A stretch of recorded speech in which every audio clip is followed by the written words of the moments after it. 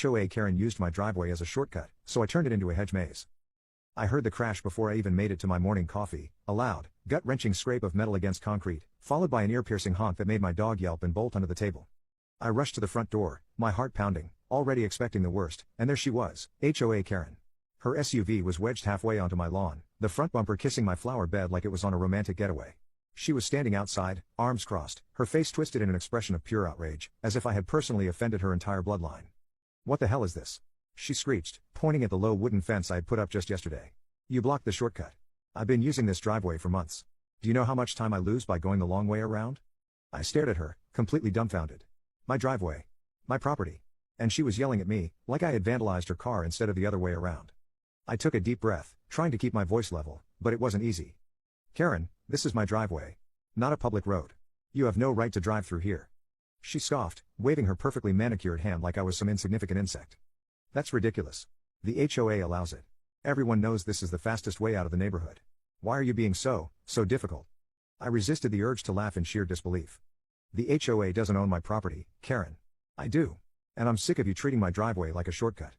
Her expression darkened, and she leaned in closer, dropping her voice to a condescending whisper. "Listen, sweetheart. I don't care what little rules you think apply here. I've been living in this neighborhood for 15 years. You're just the newbie trying to change things. It won't work. This driveway has always been the shortcut, and it always will be." I clenched my fists. This woman was unreal. I had been dealing with her nonsense for months, seeing her car speed through my property, watching her tear up my gravel path without a second thought, having her dismiss every attempt I made to stop her. I tried everything. I put up cones, she moved them. I installed a small gate, she knocked it over. I even sent footage of her blatant trespassing to the HOA, only to be met with shrugged shoulders and muttered excuses. "Karen's been here forever. We can't just change things now." And now, here she was again, acting like she had every right to be furious at me for putting an end to her free ride. "I'm calling the HOA, she snapped, pulling out her phone.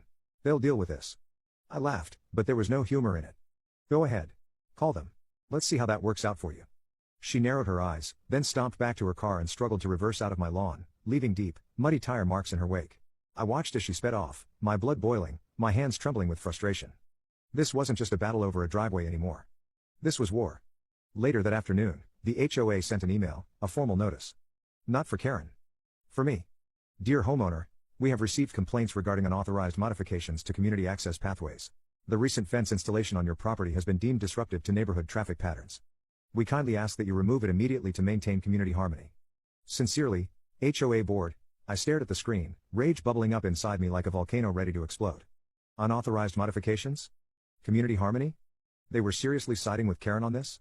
I marched straight to the HOA office, determined to give them a piece of my mind. But the moment I walked in, I saw her, sitting smugly in the corner, chatting with the board members like they were old friends. She shot me a victorious smirk, as if she already knew how this was going to play out. "Ah, Mr. Walker," the HOA president said, barely glancing up from his stack of papers. "We were just discussing your, landscaping alterations." I crossed my arms. "You mean the fence I put up to keep Karen from illegally driving through my property?" A few awkward coughs. A few exchanged glances. Then one of them spoke up. "It's just that, well, Karen has been using that path for years. It's sort of a neighborhood tradition." I couldn't believe what I was hearing. "So let me get this straight, my property is apparently community property now? She has no right to use my driveway." Another nervous glance between the board members. The president cleared his throat. "Well, technically, no. But nothing," I cut in. "You're telling me she gets to destroy my lawn, endanger my family, and you're siding with her because of some tradition?" Karen gave a fake little laugh. "Oh, come on. It's just a little shortcut. You're being dramatic." I took a slow breath, forcing myself to stay calm. I could fight this all day and get nowhere. HOA was in Karen's pocket, and they weren't going to budge. It was time for a different approach, something bigger, something that would make sure she never set foot or tire on my property again. That night, I sat on my porch, staring at the ruined stretch of grass where Karen's car had torn through earlier. My mind raced with ideas. A taller fence? No, she'd find a way around it. Motion sensors? She'd complain to the HOA. Maybe cameras with alarms? No, I needed something better. Something that would drive her absolutely insane. Then it hit me. A slow, wicked grin spread across my face. A hedge maze. Not just any hedge maze, a real, twisted, confusing labyrinth that would trap her like a rat in a cage. I could already picture it, high walls of dense, thick greenery, endless dead ends, tricky turns, a masterpiece of frustration. If Karen wanted to keep using my property as her shortcut, fine. Let's see how she enjoyed getting lost in it. The next morning, I made some calls.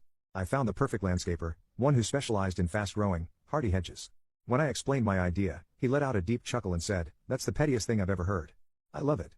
And just like that, the plan was in motion. Karen had no idea what was coming. I spent the next few days planning every detail of the hedge maze.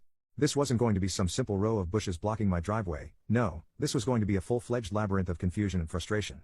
If Karen thought she could use my property as a shortcut, she was about to learn the hard way that some paths aren't worth taking. First, I needed the right hedges. Not just any bushes would do, I wanted something dense, fast-growing, and nearly impossible to push through. After some research, I found the perfect solution: Japanese boxwood.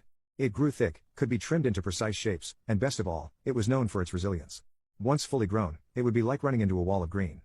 The landscaper I hired was immediately intrigued by my plan. When I told him I needed an elaborate hedge maze instead of a simple fence, he paused for a moment, then let out a low chuckle. "I've built a lot of things in my career," he said, shaking his head. "But this might be the most delightfully petty project I've ever worked on." I grinned. I need it to be effective, confusing enough that anyone who enters won't find their way out easily. "Oh, don't worry," he said. "We'll make sure your unwanted visitor regrets ever trying to use your driveway again." The work began immediately. First, we laid out the design, just complex enough to be frustrating, but not impossible to navigate. The entrance would look like a normal driveway at first glance, luring Karen into a false sense of security. But as soon as she turned in, she'd be met with a fork in the road, one path leading to a dead end, another looping her right back to the start. From there, it only got worse. Hidden turns. Tight corners. Sudden dead ends that looked like they led somewhere but didn't.